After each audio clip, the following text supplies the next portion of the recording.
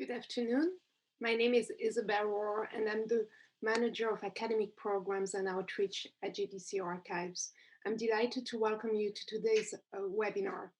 This webinar is the second program in a JDC Archive series on Jewish women in turbulent times, changes, challenges, and opportunities. I would be remiss not to mention that today is International Holocaust Remembrance Day. JDC played a very important role in assisting victims of the Holocaust, both during and after the Holocaust. And JDC Archives, which holds the records of JDC since its creation 107 years ago, is one of the most important repositories for the study of the Holocaust. Researchers from around the world, as well as journalists, filmmakers, family researchers use our collections for their research. We also offer fellowships to enable scholars to conduct research in our archives. One of these fellowships is the Fred and Ellen Lewis JDC Archives Fellowship. That fellowship was initiated in 2012 in tribute to Ellen Lewis, a German Jewish refugee who worked for JDC both in our Shanghai and New York office. Our speaker today, Dr. Melissa Klapper, was awarded the Fred and Ellen Lewis JDC Archives Fellowship for 2021. Dr. Klapper is Professor of History and Director of Women's and Gender Studies at Rowan University. She's the author of several books. One is Jewish Girls Coming of Age in America, 1860-1920, which was published in 2005.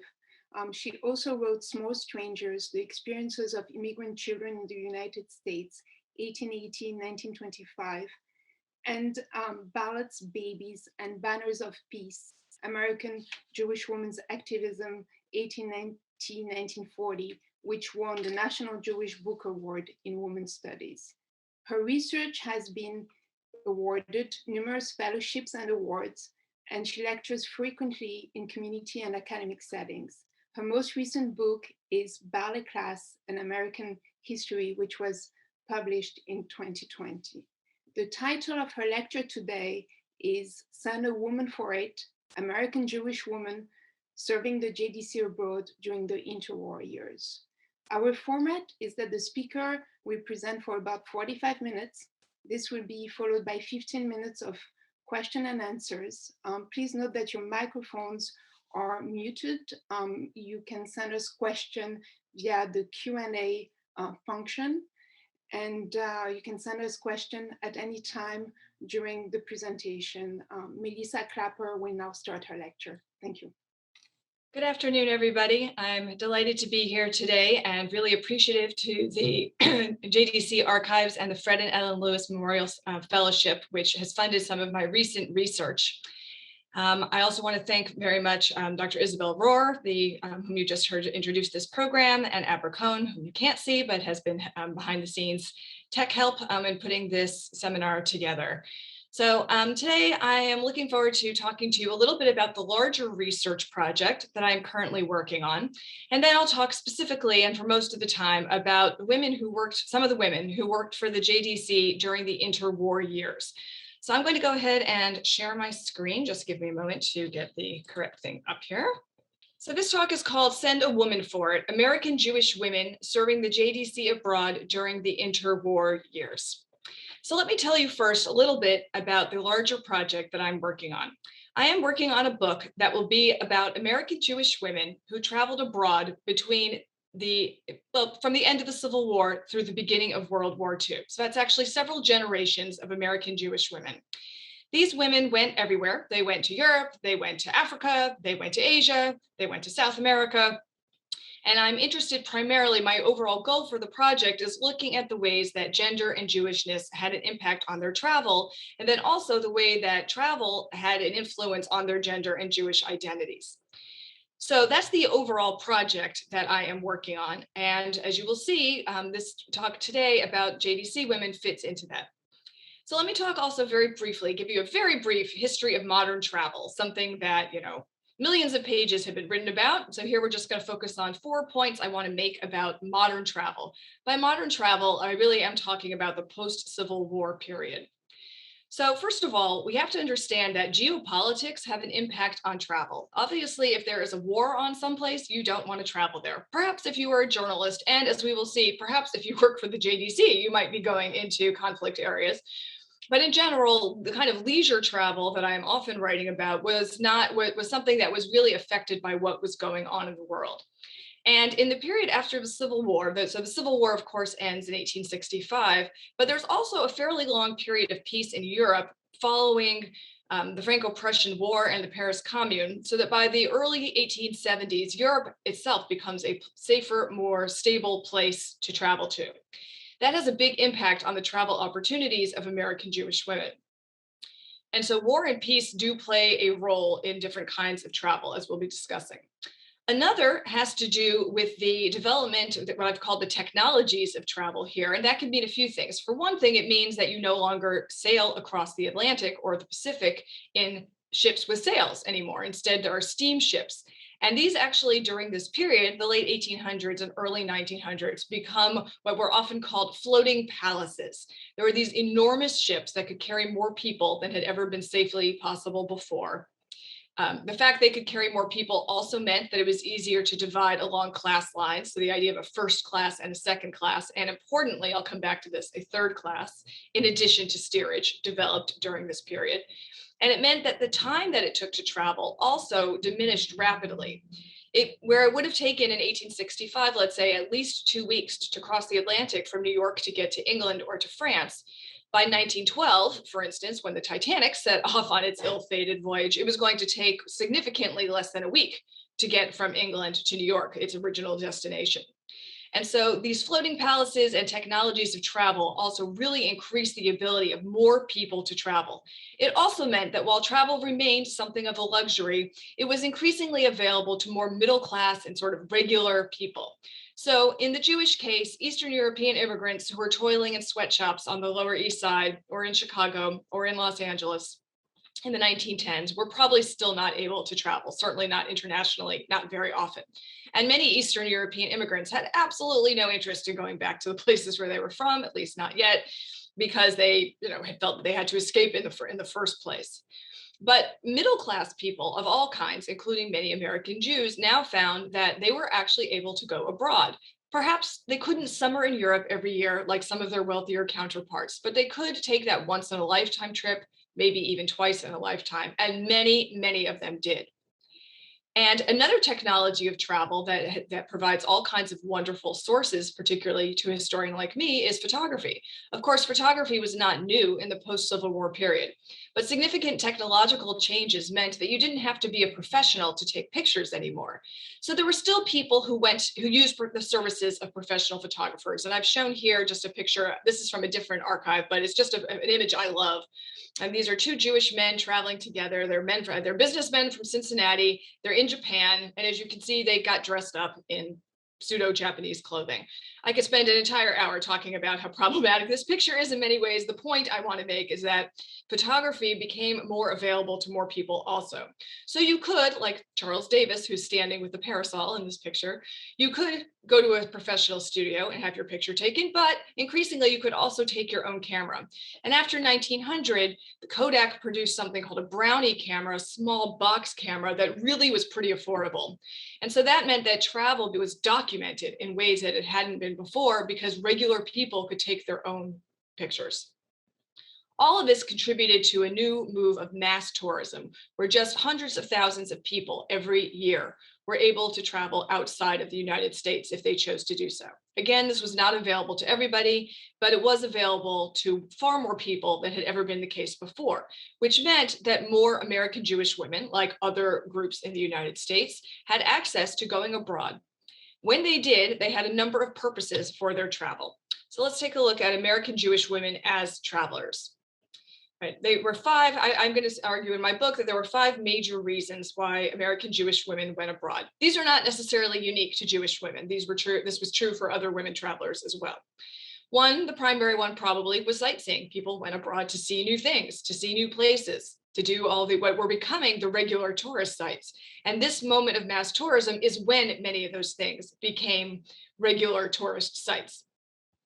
Another goal for many women going abroad was to actually study abroad. And I have found a significant number of American Jewish women who went to study abroad, particularly at the level of higher education. And this was in part true because education, especially past the college level, was still quite restricted for women in the United States. And for certainly before 1900, the majority of women in the US who had doctorates got those doctorates at European universities because most American universities were still closed to them as women. So there is a fair number of American Jewish women who studied abroad, possibly at the high school level, some at the college level, but especially at the postgraduate level. Then there's the motivation of family or home place visits, especially for Jews who had lived in the United States for a generation or more. Very often they were in touch with their relatives and family back at home where they had come from, where they had immigrated from, and they not so infrequently went to visit. And so I've seen scrapbooks full of, all the people from San Francisco, for instance, who came from one town in Germany, all went one summer and gathered together there in 1911. And there's a great scrapbook that shows these photographs. Or individual people would just go on their own and visit their family. This was particularly true for people whose families had immigrated to the United States from Central and Western Europe. But it was increasingly true in the 20s and then into the early part of the 30s for American Jews whose families had come from Eastern Europe as well and were going back there to spend time with their family. A fourth motivation for American Jewish women's travel was activism. Many American Jewish women, this is something I've written about extensively in my other books, were involved in things like the suffrage movement, the birth control movement, the peace movement, Zionism, the international labor movement. And many of these women attended conferences and went to international meetings. Their activism was not something practiced only at home in the United States. So this was another important reason why American Jewish women might have traveled abroad.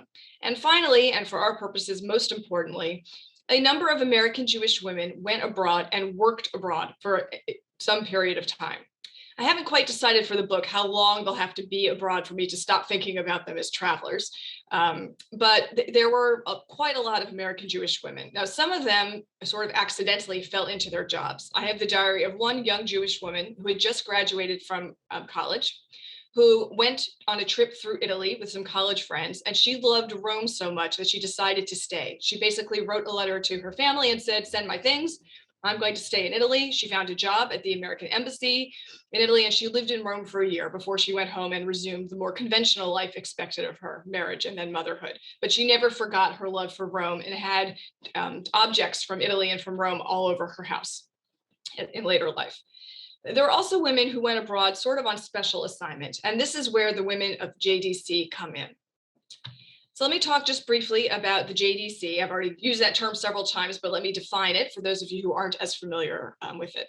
So we are used to thinking of World War II as, and the Holocaust, quite rightly, especially today on International Holocaust Remembrance Day, as the most devastating event in Jewish history.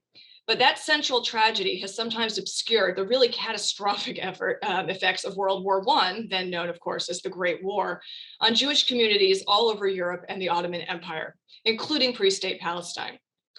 So the American Jewish Joint Distribution Committee, or the JDC, that's Joint Distribution Committee, was founded during World War I as an umbrella organization of the American Jewish Relief Committee, which consisted mostly of wealthy Reform native-born Jews, the Central Relief Committee, consisting mostly of immigrant Orthodox Jews from Eastern Europe, and the People's Relief Committee, a socialist Jewish organization.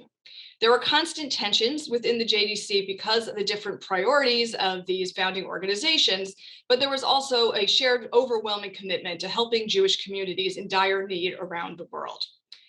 So the JDC had several theaters of action between the wars. There were others, but their main theaters of action were Europe, Palestine, which of course is the correct term to be using before the State of Israel was founded in 1948, the Soviet Union, okay, which of course was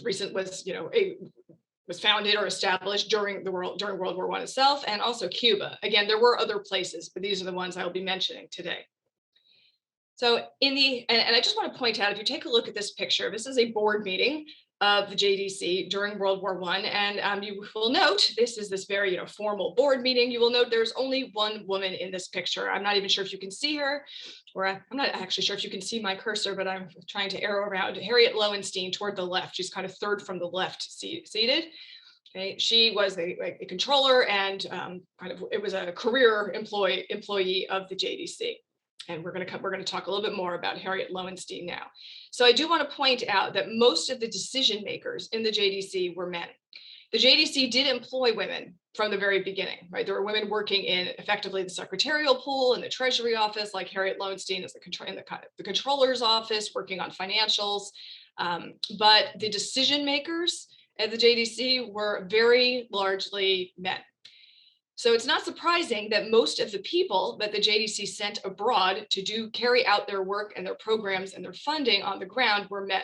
But there was always a number of women who were among them. And so what I'm going to speak about for the rest of my time with you today is some of the women who went abroad to work for the JDC, a kind of special case of the American Jewish women who traveled abroad. That's part of the larger project I'm working on. So let's talk a little bit more about Harriet Loewenstein.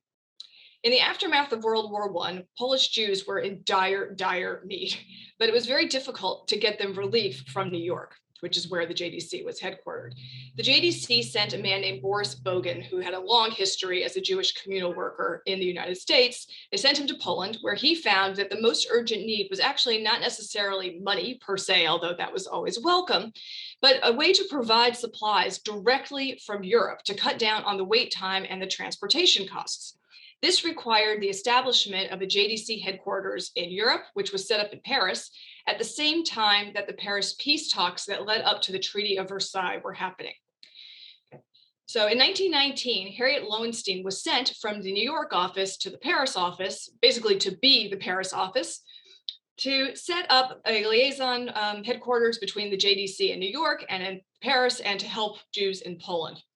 She set up shop in a suite in the Hotel Brighton with 2 rooms and a bathroom. So basically the room she slept in, a bathroom, and another room she used as an office that was constantly full of people. If you read her records and the newspaper records from the time, there was just from dawn to dusk and beyond, there was a constant stream of people in and out of Harriet Loewenstein's JDC headquarters in this hotel in 1919. And she really proceeded to spend the JDC's money as fast as she possibly could on medicine, food, and clothing for Jews in Poland. Loewenstein arranged to buy at cost some of the huge US Army surplus supplies in France. This was her idea. She thought, the armies here, the American Expeditionary Force had actually not been in Europe for all that long. They did not get involved in the war, certainly, especially in the fighting, until really toward the end of World War I, and they had brought over all these supplies and then ended up not needing a lot of them. And she basically convinced the army that rather than send them back, to pay to send them back to the United States, they should let the JDC buy them at costs. Soap, towels, blanket, socks, underwear, right? The kinds of things that all the Jewish refugees in Poland and elsewhere in Europe could really use on a practical level. She also bought bolts of material from the army so that the JDC could, start workshops for the unemployed refugees in various places so that they might be able to make some money on their own and maybe even learn a trade that could be useful to them later. So Loewenstein did all of this with the approval of the American Relief Committee being run by Herbert Hoover, whom of course we all know will become president, but was not president yet. In fact, he had decades of experience as administrative experience, including relief efforts before he became president. That was also operating out of Paris. So she worked with Hoover, for instance, to get 35 truckloads of goods on a ship leaving from France that was going to Danzig, the Polish port from which these goods could be distributed to Jews in need. So here's Harriet Loewenstein in Paris in kind of the eye of world events at that moment. The Treaty of Versailles is being negotiated. President Wilson is coming and going during that year. He goes to France, leaves, and then comes back. Herbert Hoover is there. I mean, there were people, she was operating at sort of the highest level of diplomacy in a lot of ways. And she was working with the Joint Chiefs of Staff and generals in the army in order to get this done. And a reporter from the American Hebrew, an English language newspaper in the United States that published out of New York, but had national circulation, wrote an article about her. That's where the title of this talk comes from. He wrote admiringly, if you want to get something done, send a woman for it. And Harriet Loewenstein was just one of the many women that JDC sent to Europe, knowing that they would in fact get the stuff done. Send a woman for it. Another woman that the JDC employed, although slightly different circumstances, was Hetty Goldman. Hetty Goldman was not a JDC employee. Hetty Goldman was actually quite a renowned archaeologist. She was a Bryn Mawr graduate. She was one of the first women to direct an excavation in Greece on her own. This, of course, was at a time where for a woman to be an archaeologist at all was practically unheard of and a very difficult thing to achieve. She broke a lot of barriers. Hetty Goldman had lived in Europe for quite a long time, before World War I even broke out. And actually during the Balkans War in 1912, 1913, that preceded World War I, she had worked for the American Red Cross. She was just a well-connected person who had a tremendous grasp of a lot of languages, which was also very useful. So she was also used to traveling independently in less than ideal circumstances. She once wrote a letter to her sister that I've read in a different context that said that she was in a hotel with running water and a comfortable bed, and she didn't know what to do with herself. She wasn't used to those conditions. She was used to sleeping on the ground in a tent. So she is a kind of different case than Harriet Loewenstein. But just after the war, the JDC hired her to be, and this is actually in correspondence between them, to be the man on the ground, the language that they used in other places to hire people who would be JDC employees on short-term contracts to go and investigate conditions. So Hetty Goldman was hired to be the man on the ground in 1918 and 1919. She would investigate the situation in Jewish communities in Greece, Bulgaria, Serbia, and Romania. The fact that she was fluent in Greek and also knew various dialects meant that there really were very few other people out there who were able to do that, at least people known to the JDC in the United States.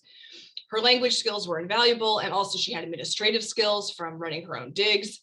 She distributed funds directly to some local Jewish communities. She helped these communities organize their own distribution committees so that they could decide, who needed what and what was needed most. She negotiated with local and state level governments to supply housing and food for the thousands and thousands whose homes had been destroyed during the war. And in carrying out all these activities on behalf of the JDC, she also repeatedly encountered very deep anti-Semitism, which had not featured in her previous experiences abroad. And I'm not going to belabor this topic right now. If you'd like to hear more about it, you can ask me in the Q&A. But a lot of American Jewish women who traveled abroad, whether it was for work or study abroad or to visit family or even sightseeing, encountered anti-Semitism in new, unexpected, and very unwelcome ways while they were traveling. It was a frequent experience. Hetty Goldman was very disturbed by what she saw in the places that she was investigating, where Jews were being blamed for all kinds of things.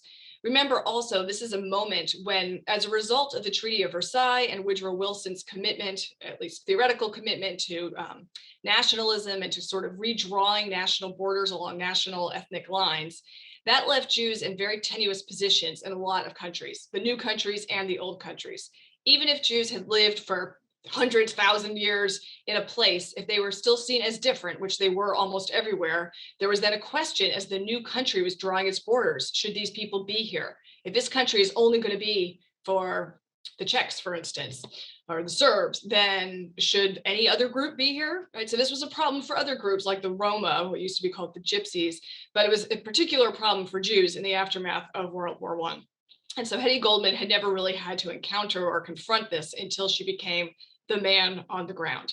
She worked for the JDC for about a year, wrote very detailed reports, went back and forth, and remained sort of a consultant even after she stopped working for the JDC. So another example of a JDC woman, the man on the ground.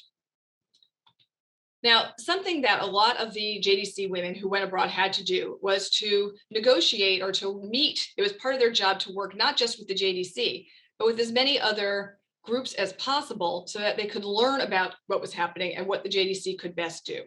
So this is a letter that a woman named Eleanor Sacks wrote to James Rosenberg, who was the head of the JDC at the Paris headquarters. And she wrote this to him in March 30th, 1922. Now, Eleanor Sacks and her assistant, Doris Maddow, came to Europe in 1922 under a sort of complicated arrangement. Sacks was actually technically an employee of the National Council of Jewish Women, a major American Jewish women's organization that was doing reconstruction work in various parts of Europe. And Doris Maddow, her assistant, was technically an employee of the JDC. So the two organizations, the JDC and the National Council of Jewish Women, worked together to send these two women as a little delegation. They worked together and they reported to both the JDC and the National Council of Jewish Women. Their job was to work with women war refugees who wanted to immigrate to the United States, typically to join family members, and who were waiting in port cities like Danzig in Poland and Riga in Latvia for visas. These women had very few resources and needed both material help and moral help, especially so they wouldn't fall into the temptations or the necessity of the street. There was a lot of concern about Jewish women, well, all refugee women and displaced women, and their the likelihood that they might have to resort to prostitution in order to keep themselves alive. But before Eleanor Sacks and Doris Maddow went to Eastern Europe, which was their destination all along, they went to Paris first. And this is a letter that Sacks wrote to Rosenberg reporting on what she'd been doing. So, my dear Mr. Rosenberg, in the last few days, we have endeavored to learn from as many sources as possible the centers where a type of service would be of the greatest value. To this end, we have interviewed Dr. Frederick Keppel of the International Chamber of Commerce, Mr. Allen of the American Red Cross in Paris, Mr. Gellner of the Joint Distribution Committee, Ms. Bigelow, Secretary of the YWCA in France, Mr. Afroikin of the Jewish World Relief Conference, Le Grand Rabbin, or the Chief Rabbi of France, and Israel Levy, and Monsieur Ungre of the Jewish Colonization Association.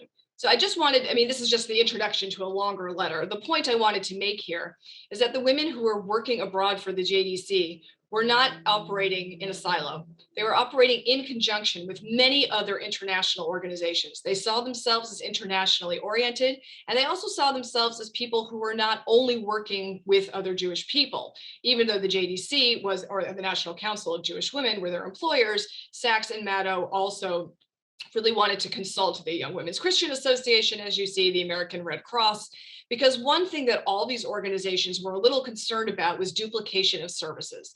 They wanted to be as organized and efficient and rational as possible and just try not to do the same thing in the same place. And so this is just one example of the many treasures in the JDC archives that I found as I was doing this work.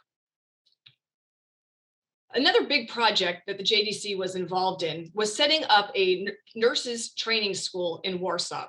This is a picture of Amelia Greenewald. If you can see, she's the center sitting figure, Amelia Greenewald, in the Jewish Nurses Training School in Warsaw, which she went to Warsaw as a JDC employee to set up in 1923, and then she then remained there for 3 years. She's not really a traveler in that sense, but I'm going to include her anyway because I wanted to talk briefly about this experience. So Amelia Greenewald was a nurse and had been a nurse for quite a while. You can see she's not a recent college graduate like Eleanor Sacks had been. And she had also worked for the National Council of Jewish Women as in their farm services to help rural women, especially with kind of maternal and public health issues. And the JDC effectively wrote to the National Council of Jewish Women and said, we would like to borrow, or really just to poach, Amelia Greenewald as an employee. If she agrees, we would like her to go to Warsaw and set up a Jewish nurses training school. Now, why was this necessary? Because the nurses training school in Warsaw refused to accept Jewish students. This had not been the case before the war.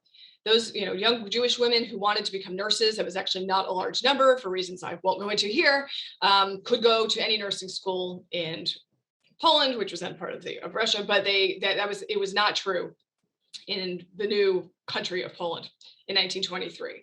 And the JDC thought it was extremely important to have a nurses training school. They were hoping that this training school in Warsaw would produce nurses, Jewish nurses, who would then go and work in Jewish communities all over the rest of Europe. So they saw this as a center, as a kind of seeding ground. And they thought that it would be there was really nobody around in Poland who had the experience and the know-how to set up a good Jewish nurses training school. And so the JDC sent Amelia Greenewald. And they sent her on a 3-year contract. And just to give you an idea of the kind of negotiations that went on, I have another document to show you.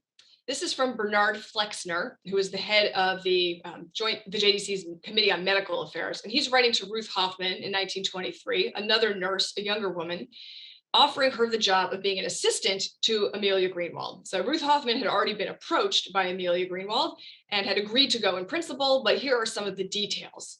So he says, you agree to go to Warsaw as assistant to the superintendent of the nurses training school, which the JDC is establishing there, for a period of 15 months, beginning February 20th. You'll note this letter was dated February 16th. So really they had already agreed to everything in principle. This was just putting it down on paper.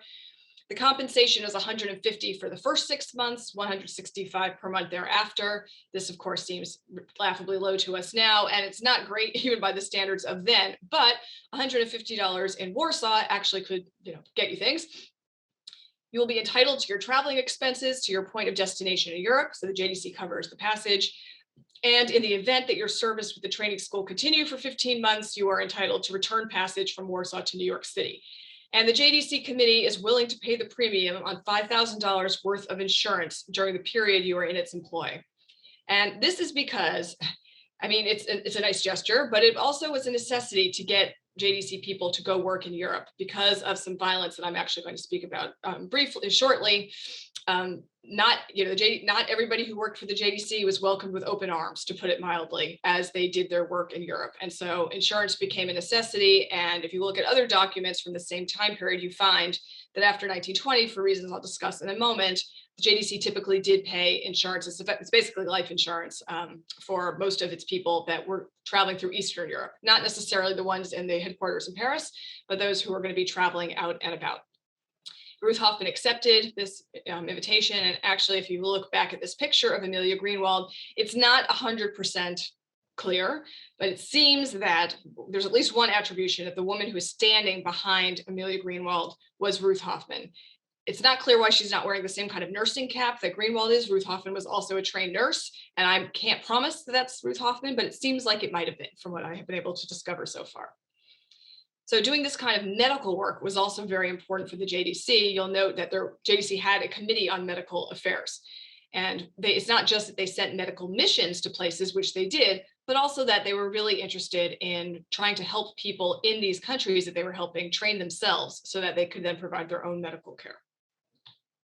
Now, another JDC employee, a woman who went to Europe in the mid-1920s, was Irma May. So Irma May was an immigrant, an Eastern European immigrant who had just come to the United States in 1920. And she has sort of a tragic backstory. Her fiance, Bernard Cantor, a Reform rabbi, was actually murdered alongside Israel Friedlander, a Jewish theological seminary professor. They were murdered in Ukraine in 1920 while they were on a JDC mission to help Jews in Poland whose lives had been devastated by World War I. So this is why from then on, the JDC offered life insurance to its employees who were going to various parts of Europe. And this tragic personal history actually did not stop Irma May from doing her own kind of work to help where she could. She spoke out against anti-Semitism at mass public meetings in New York. And she also frequently during the 1920s traveled back to Eastern Europe, which she had only recently, as I said, immigrated from herself, to investigate conditions on the ground there and to write reports that went to both the JDC and also the United Jewish Campaign, the kind of umbrella Jewish Federation fundraising arm. So here are two pictures of Irma May that she had taken of herself while she was working. You can see on the left, she is with a number of children. So this is likely to have been some kind of orphanage or home for children who are either completely orphaned or had lost one parent or had been displaced in some way. And then the picture on the right is her just seeing how people were living. And you can just see the catastrophic, utter poverty. You'll also note that in both these pictures, Irma May herself is wearing a nice hat. She's nicely dressed. In the picture on the right, she seems to be wearing a fur coat. And there are actually other images from this particular trip that show her wearing that fur coat wherever she went. And it's just interesting to note the huge difference. So she's an immigrant herself, but financially established one. She was, had enough money to outfit herself and dress herself. And when she went among these various people, she actually wrote in a few of the documents that she felt a little guilty about it, but it was just too cold not to wear her fur coat. So she is somebody, she wasn't exactly a trained social worker, but she trained herself in much the same way that actually Eleanor Sacks and Doris Maddow had done too. They were both college graduates, but not professional social workers, but they turned themselves into professional social workers by doing this kind of work. And an example of somebody else who did that, and this is just an example of the tremendously complicated work that women did while they were working for the JDC abroad, is a woman named Margaret Parkner. Margaret Parkner was another person that the JDC poached from the National Council of Jewish Women. She went to Poland in 1921 to oversee the, I'm going to say the shipment of Jewish orphan children from Poland in order to reunite them with their American relatives. And this was quite an undertaking. And this is a document, this is all in Parkner's own words. She's reporting the steps that it takes to reunite Polish orphan children with their American relatives. And this is a mission that she did on her own. She had support from various offices, as we'll see, but this is what she did. First, locate the child through our district office. Even locating children was not so simple, right? There just was chaos, records had been destroyed, families had been broken up, communication was not great. It was very difficult to even figure out which children might be eligible to go to the United States. Then medical and mental examination as to the fitness of the child to be transported to the United States. Keep in mind, 1921, the United States has just passed one set of immigration restrictions, and in a few years will pass even that much more restrictive legislation. And children that were, and no immigrants who could come to the United States who were sick, either mentally, they had to be both mentally and physically in good shape. Securing the child a Polish passport through our district office. Bringing the child to Warsaw, where a comfortable transportation home has been opened for all our children passing through Warsaw on their way to the States. So wherever the kids were in Eastern Europe, they had to be brought to Warsaw. That in itself required cooperation with local Jewish and other communities. The child is provided with the necessary clothing.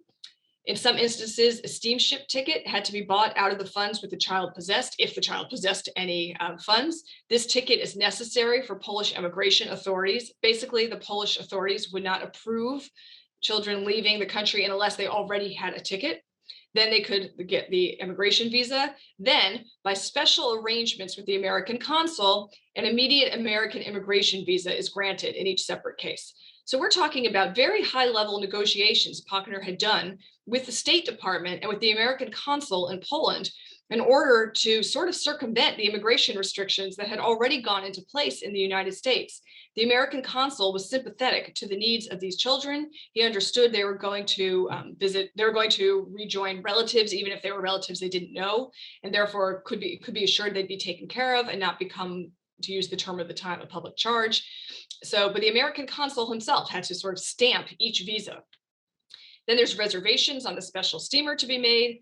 The child care department gives each child a sort of a folio with a photo, name and address, affidavit, record and expenses incurred. A proper escort, that would be Parkner, actually brings the whole transport to Danzig. She brought all these people from Warsaw to Danzig. And then in Danzig, the child care department turned over the children to a representative of HIAS, the Hebrew Immigrant Aid Society, as to reservations in Danzig and an escort for the journey to New York. So the JDC took care of all of these steps, which, as you can imagine, were time consuming and complicated in order to get Jewish children to the United States. This is the kind of work that JDC women were doing. Margaret Parkner was also on a short-term contract. She did this work herself in 1921. She actually went back and did it again the following year. And then she went back to her regular life and her regular occupation. But again, a woman who was traveling for these communal purposes. So now let me shift gears a little bit and continue talking about orphans, but talk about them in Palestine. Okay. In Palestine, I don't have time to discuss in much detail, but the Jewish community in Palestine was also devastated by the war pretty much as soon as the Ottoman Empire, which then controlled Palestine, entered the war on the side of the Austro-Hungarian Empire and Germany. They exiled, or they banished, or deported, whichever word you want to use, the majority of the Jewish community in Palestine to Alexandria in Egypt for the whole war. Anybody who was born in Palestine could stay, but this meant that almost all of the Zionist pioneers of the first Aliyah, the people who had gone to join the Yishuv, the Jewish community in Palestine, were almost all sent out or forcibly removed from Palestine during the war. And then, of course, with those removals, and then with some fighting actually happening in Palestine itself, okay, there was a significant number of Jewish orphans left in Palestine, and the JDC was very interested in trying to help there too. They did other work in Palestine, but for today I'll be focusing on the orphan work. And they started orphanages, they gave money to existing orphanages, and they generally tried to investigate the conditions on the ground and to try to figure out whether there were any relatives anywhere, either in Palestine or elsewhere, where they could send these children. And so these are images from 2 orphanages in Palestine. I imagine you can't read it, but the top one says, "Children in Jerusalem receiving extra treats." So they're getting some kind of extra treat there. If you'll notice on the bottom, in the bottom picture, all the children have very short hair. This is a health and safety, public safety measure. There was a typhus epidemic in Palestine toward the end of the war and in the years thereafter. And so keeping children's hair very short was seen as a public health measure. Boys and girls were treated more or less the same way. And again, there were people working for the JDC who were investigating. There were also 2 women, respectively, who were in charge of the work in Palestine. First, a woman named Alice Seligsberg, who was a committed Zionist and was one of the founders of Hadassah, and actually became a president of Hadassah after her work with orphans in Palestine in the immediate aftermath of the war. And another woman named Sophia Berger, who actually remained in charge of orphan work in Palestine for quite some time. But there were other women that the JDC sent to Palestine to help them and to try to figure out what was happening and what the JDC could best do. So here's a letter from a woman named Rebecca Hoffman that she wrote to Alice Seligsberg in November of 1918. So you'll note this is just after the war has ended on Armistice Day, November 11th. So Rebecca Hoffman went to Safad in the northern part of Palestine to investigate. And she said, on November 20th, we had the first rain, and with it, the cold, typical Safad weather was ushered in. The sight of the shivering, half-clad, barefoot children was too awful. The clothing was still in the making. Only the following morning, I received 100 coats from the tailors, and she proceeded at once to dress the children. I found there that in many instances, very small children are shifting for themselves. For instance, a little boy of 8 years I found living alone in a room of a broken down house. I found a little family of 3 where the oldest child, a girl, was 11 years old, living under the same conditions. For a few of these children, I secured homes, not very good ones, but better than on the street. So we're talking about children who literally had no place to go and no one to take care of them. And it was conditions like this that really encouraged the JDC to send considerable amounts of money, although never enough, according to any of the people on the ground, to help orphans and to set up orphanages. They also did sometimes give money to help support existing orphanages, but there was a lot of concern about the way those orphanages were being run. People like Rebecca Hoffman, Alice Seligsberg, Sophia Berger, all the women I've spoken about thus far, were very concerned that things be done the right way, the rational way, the efficient way, the way that would serve the interests of the children as best as possible. And they did not feel that all the orphanages were doing that. And so there was actually quite a lot of conflict and letters going back and forth. Alice Seligsberg writing to the JDC in New York and saying, don't give this orphanage any more money. I feel terrible about the children, but they don't get enough to eat. They're not being taken care of. And it would be better for this orphanage to close. And so there's quite a lot of correspondence about things like this. And of course, in New York, the JDC would have had no way to have any information if they hadn't had women like Seligsberg and Hoffman on the ground doing the investigation. Another place that the JDC sent people to investigate was the Jewish agricultural colonies in the Crimea. In the aftermath of the Russian Revolution, I'm doing a lot of history in about 2 minutes flat, but in the aftermath of the Russian Revolution, the new Soviet Union set up kind of almost like a Jewish district in the Crimea, where and another part also closer to Siberia, where Jewish agricultural colonies were set up. They were not supposed to be Jewish in a religious sense, right? Religion is the opiate of the masses, according to Marx, but they were in an ethnic sense. Jews were yet just another ethnic group, theoretically, in the new Soviet Union. I don't have time to go on today to talk about how that did not work out well for the Jews, and they were treated differently and discriminated against terribly. That's a story many of you know. But in the immediate aftermath, and even into the 30s, there were kind of Jewish agricultural colonies in the Crimea. And a woman named Evelyn Morrissey, here she is on the left with a camera, was somebody who had worked, she was a secretary, she was one of the executive secretaries at the JDC. She was intimately involved with the correspondence about every conceivable activity they undertook. She's on, I can't even tell you how many documents, just as the person who took the letter. But she actually herself wanted to go, she wanted to go out in the field. And in 1933, she did. She went to the Crimea. She went to visit these Jewish agricultural colonies on a JDC mission. These other 2 people are also JDC workers. The other woman is named Pauline Beerweld. She was on this trip, on this mission, partially because of her language skills. And Evelyn Morrissey took a number of pictures. So I'm actually not sure who took this picture of her with the camera, but Morrissey definitely herself took this picture on the right of Jewish women working in agricultural colonies in the Crimea. So this is yet another area of the world in which the JDC was helpful. They worked with an agency called the Agro Joint, which helped fund and support these agricultural colonies. And the hope was that the Jews in this new Soviet Union would be well integrated into the new country, and there would be, all kinds of, that things would be better for them in the Soviet Union than they had been in Russia. And I can't talk about it now. That was true to some degree, but also not at all true in some ways. These women certainly look happy enough, but they might be just, enjoying having their picture taken. Morrissey came home and wrote a book about this experience that she ended up self-publishing. She couldn't find a publisher.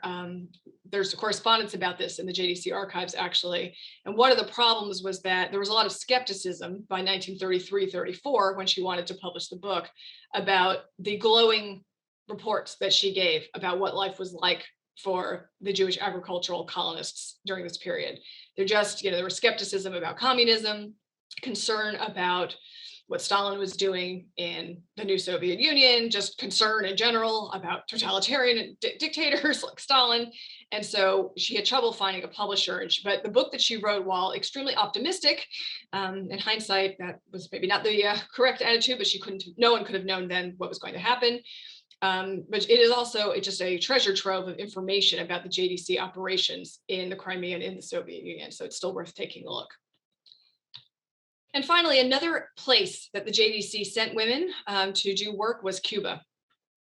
So Celia Rozovsky, she's a little different than some of the other women. Celia Rozovsky was a longtime employee and actually then the executive secretary, the chief executive officer, really, of the National Council of Jewish Women.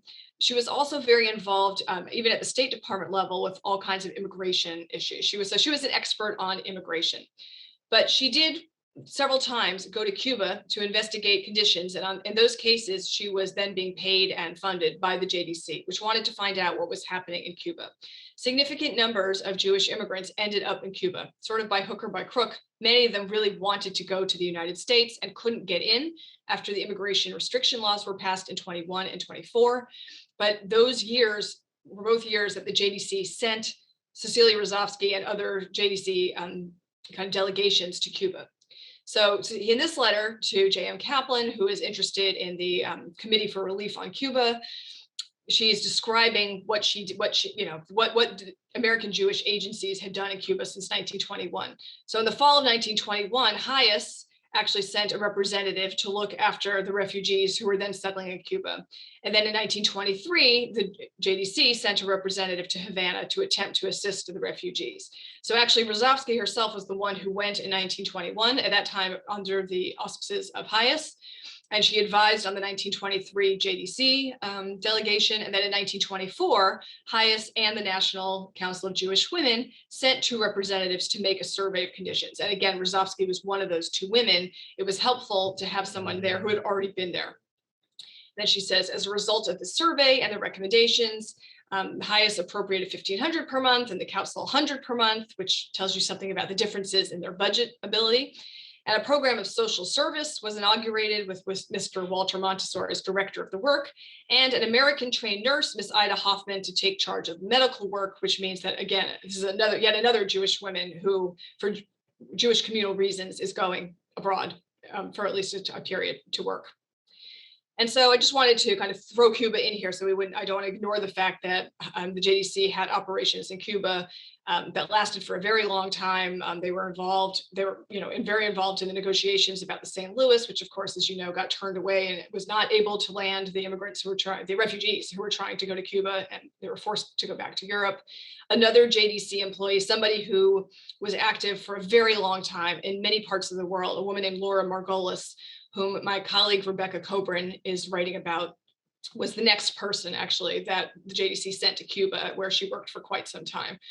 So Laura Margolis was primarily active past the time period that I look at, but there was already a JDC presence in Cuba before she went.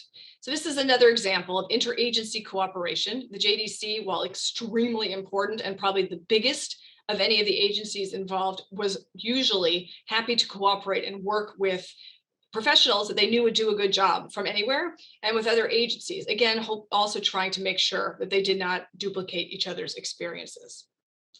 So I've talked about a number of people here today. There were a lot of differences among these women. They're not all the same. Some were quite young, recent college graduates, okay, at the time of their JDC service, people like Eleanor Sacks and Ruth Hoffman. Others were middle-aged professionals like Harriet Loewenstein and Miriam Greenewald, or women with many years of activist experience who sometimes were and sometimes were not paid for their work, like Alice Seligsburg. Some were American-born, like Rebecca Hoffman, and some were immigrants, like Irma May. Most of them were extremely well educated by the standards of the day. Some of them devoted their lives to work within the Jewish community, like Celia Rozovsky, and some did not, like Goldman. Some worked as professionals their entire lives, while others contributed in different ways when they married and had families. Not all of them married either. But what they did all share was a real commitment to progressive era vision of rational, organized, efficient societal social service that required expertise, as we've already seen, to study a problem, suggest practical solutions, and then implement them in an organized way while remaining open to other possibilities. They also shared a commitment to a brand of what women's historians call maternalist politics.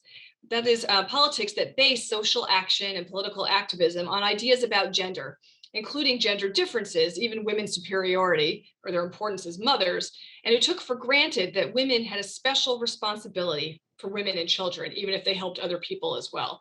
And that's very evident in a lot of the work that these women and others did while they were working for the JDC abroad.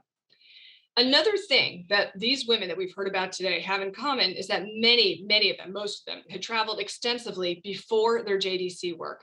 Their language skills were helpful, and so were their experiences in moving from place to place, coping with the challenges of travel, and knowing how to gain, even superficially, knowledge of new places. So too did they have experiences connecting to Jewish communities wherever they went. The great increase in Jewish women traveling in general during the late 1800s and early 1900s helped create this cohort of women who were ready, willing, and able to take up JDC work during a period of extreme Jewish need.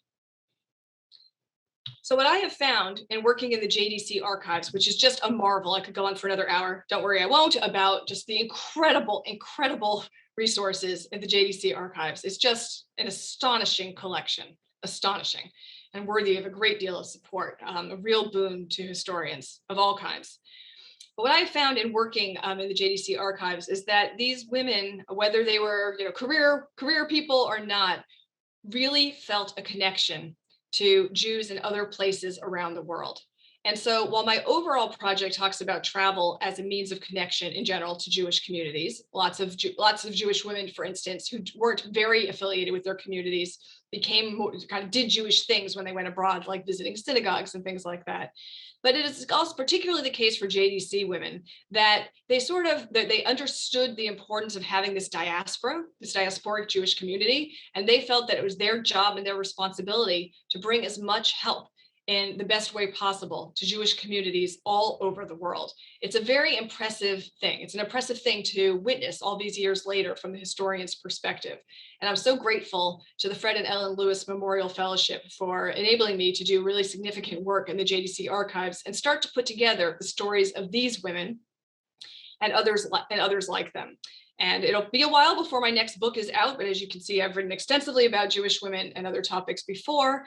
And I really, I'm so pleased to be able to include a significant amount of work about the JDC in this larger project, because travel enabled Jewish women from the United States to do things that they never thought they could do before, to see things they never thought they would see, to go places they never thought they could go, and to do work that they never thought they could do. And those who did it for the JDC were doing it on behalf of Jews and communities all over the world. That was incredibly important to them, and it remains something that I think we would all agree is incredibly important now. So thank you very much. Thank you, Melissa. This was a fascinating lecture. We will now open the floor to questions, and just a reminder that your microphones are turned off, and please send us your question via the Q&A function. And actually, I do see that we already have some questions. What's here? So one of the questions, Melissa, is someone asked, whether American Jewish women also traveled to take the cure and whether these numbers were small. Yes. So, one of the other reasons that American Jewish women not working for the JDC went abroad was to, as this questioner is asking, to quote unquote take the cure, which usually meant going to some kind of spa town and staying for quite a while and doing things like, dipping first in cold water and then in hot water and then in cold water again, having massages, what we might now call a wellness regime or regimen, was actually very in the late 1800s and early 1900s for all kinds of people, including certainly women, including Jewish women. It is worth pointing out, though, that spa towns were often segregated and that Jews were not particularly welcome in some spa towns. On the other hand, there were spa towns that were seen as being completely Jewish or places that were dominated by Jewish visitors. So like Karlsbad, for instance, Bad meaning bath in German, a spa town had a very heavy Jewish population every summer before World War I and after World War I as well. And in fact, many large Jewish organizations like the Aguda of Israel, for instance, the Orthodox Jewish, almost like political party in Poland, actually would have its conferences in Carlsbad and in places like that. So there were definitely Jewish women, like other people in this period, if they could afford it, would go and take the cure in various places. I have to say this is also very inspiring, taking the cure. Another question we have is whether the women were mostly from New York or from all over the United States. Okay, so they're from, in general, for my book project, they are from all over the United States. I am actually of the school that does not believe that Jewish life began and ended in New York. And I always, in all my work, I make a very strong effort to, tell a national story and to get the documentation and to look for primary sources and documents from people who did not only live in New York. In this case, because the JDC headquarters was in New York, a lot of the women would have left from New York, and some of them had experience working in New York, but they're not all from New York initially. Hetty Goldman, for instance, in her family, they're not from New York initially. So it depends on the person. I'm not sure I can answer that for everybody involved here. Rebecca Hoffman was from Newark. I can tell you that her father was a rabbi in Newark. Her mother was actually from Philadelphia. Her mother is someone I had written about in some of my other work first as a teenage girl and then as an activist. So it may be true that some of the JDC women were more likely to be from New York, but that's certainly not true for American Jewish women travelers overall. What language did this woman under the auspices of the JDC speak to the recipients of aid abroad? Was a foreign language a requirement to serve abroad? Okay, so it's not, as far as I can tell, it's not an official requirement, but it's in effect, it's a de facto requirement, because why would you send anyone to Poland to work with Jews in Poland if they don't speak Polish? and Yiddish too, probably. Right. So in fact, someone like Irma May, who was herself an immigrant from Poland, obviously she spoke, as it turned out, she spoke Polish, Yiddish, and Russian and used all of those languages in her work. Now, Margaret Parkner, the woman who was helping with the orphans, was not an immigrant and was somewhat, her facility in all these languages was somewhat less. She eventually could kind of manage in Polish. She never really got Russian, but she knew enough Yiddish to be able to communicate with the communities. Hetty Goldman was hired to do this investigation in Greece and Romania and Serbia because she had a different set of languages that were more affiliated with, parts of the former Ottoman Empire. That's just the fact that she knew Greek was really significant because, of course, the Greek alphabet is different, and she would need that in order to do any kind of investigations. Some of the paperwork she sent back to the JDC is in fact in the Greek alphabet, so I certainly can't read that, but she helpfully provided translations. So in general, and in Palestine, many of the women who operated in Palestine were from pretty Zionist backgrounds. Either they had personally become Zionist or their families were Zionist, and they knew Hebrew, so they could function. So that Alice Seligsberg was fluent in Hebrew. Rebecca Hoffman, who had grown up as a rabbi's daughter in Newark, knew Hebrew. So in general, it was just as a practical measure, it made no sense for the JDC to send anyone, male or female, to a place where they weren't going to be able to communicate. The idea was they would be the quote man on the ground.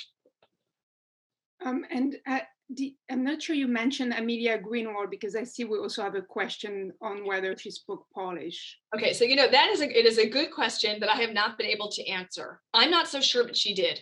Actually, I think one of the reasons that Ruth Hoffman was hired to be her assistant, this is not, I have to work on this. This is a speculative comment. But I am sure they would have hired an assistant for her anyway. But Ruth Hoffman was the daughter of immigrants from Poland and grew up in a household where Polish was spoken.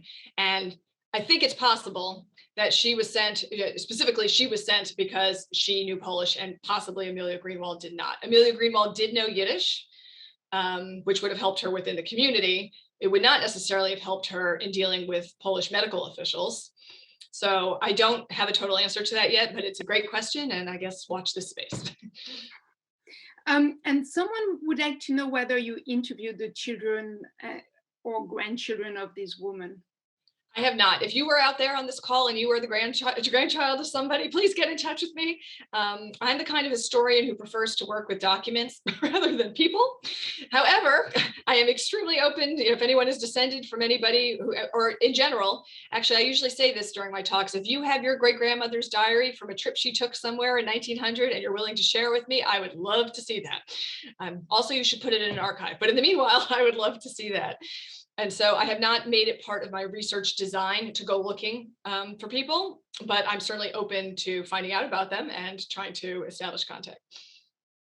And here we have a different question. Would you please provide a specific anecdote or vignette or two in which some of these Jewish women abroad were themselves targeted by anti-Semitic rhetoric or actions? Thank you for this fascinating information. So I don't know if you've come across this in your research. Yes, in the documents, in the letters and the reports that almost all of these women send back to the JDC, they mention specific issues with anti-Semitism. Hetty Goldman was really distraught by what she was seeing on the ground, particularly in Romania, although she noticed it in Bulgaria as well. And again, it has to do with kind of larger historical currents during this period, historical currents that encouraged a sort of discriminatory nationalism, right? You're either in or you're out of the group. And so all over Europe, as part of what was supposed to be, this rebuilding that was going to leave Europe in a place where there would be, the world would be safe for democracy and nations would kind of draw their own lines. That's nice in theory, but when you have multiple nationalities or ethnic groups living within one space, it often led to a lot of trouble. And even Jews in community in places where they had had a presence for hundreds and even more years than that, found that when the lines were drawn, the Jews were drawn out of them. And so Hetty Goldman found that when she was negotiating, less so on the local level with Romanian officials, but on the kind of national level, she was finding just actually a lot of anti-Semitism, and people were not very respectful to her personally. They didn't like the fact that she was a woman by herself. That was already strange to a lot of people, a lot of the male officials she was dealing with. And she found, especially if they didn't know that she understood the languages, she found they were saying things behind her back about her being Jewish, but also, and to her much more importantly, about how much they didn't care what happened to the Jewish communities and they wish they would leave and just get out and go somewhere else. So that is a problem. Certainly the people who are operating in Palestine, many of them, I should just say as a sidebar, were actually quite committed to the idea of some kind of binational state that was quite a popular on all sides approach in the early part of the 1920s, especially. But that doesn't mean that they ignored when they encountered anti-Semitism, either from the kind of going away Ottoman officials, or more likely on the new British officials who were coming in as British mandate officials, many of whom for a variety of reasons tended to be sympathetic toward Arab nationalism and were unsympathetic toward the Zionists. And so there were some issues there too around orphanages and things like that, that Alice Seligsberg would note. I think from what I've read in this case, this is not true for some of my other research. Most of the JDC women, when they experienced anti-Semitism, were more likely to write about it when it wasn't necessarily about them as individuals, but more they were concerned about what this would mean for the communities they were there to help. Interesting. I have this, probably this will be our last question. What happened to the orphans that were sent to Alexandria? Okay. Well, remember, it wasn't just orphans. The whole Jewish community, or most of the Jews in Palestine were sent to Alexandria. So that included some orphans, but it wasn't just orphans. After the war was over, the British did allow the Jews who had been exiled to Alexandria for the duration of the war to return to Palestine. They recognized that they had been living there before, and they did allow them to return. They weren't necessarily thrilled to have them back, but there actually was not very much controversy about that. It is also the case that there was a military unit of Jewish Palestinians who served on the British side during the war. And so that also helped grease the wheels there, that there were people whose families were busy being exiled in Alexandria, but who actually joined the British armed forces from Egypt and then went and fought the Ottomans in Palestine. So that helped there too. So the community does come back. There might have been a few people who stayed in Alexandria. I actually don't know that, but since almost all of those people who were exiled were pretty committed Zionists, I think it's unlikely that too many of them would have stayed if they had any opportunity to go back to Palestine. But that doesn't help with the orphan question. I mean, there were orphans in Alexandria, but also there were orphans in Palestine whose families had never left, the one whose parents or grandparents or further back than that, for generations had been living in Palestine, who were orphaned during the war. And the problem of orphans remained a very serious issue for the Yishuv in general, and that the JDC remained interested in until well into the 1930s. Great. Thank you so much, Melissa. And thank you to our participants for joining us today. Our next program in the series on Jewish women in turbulent time changes, challenges, and opportunities will take place on February 16. Juliet Golden will talk about the fight against epidemics in interwar Poland and the Warsaw Ghetto, finding Sarah Zofia Sirkin Binsteinova. And this event is co-sponsored by the Center for Medicine, Holocaust, and Genocide Studies at Cedar Sinai Medical Center in Los Angeles. I think we have a link for that in our chat, or we're going to put a link for that in our chat in 1 second. You can also sign for it through the JDC Archives Facebook page. We hope that many of you will be able to join us. Also, please sign up for our e-newsletter if you would like to be added to our mailing list and to receive invitation to our upcoming public programs. Thank you very much.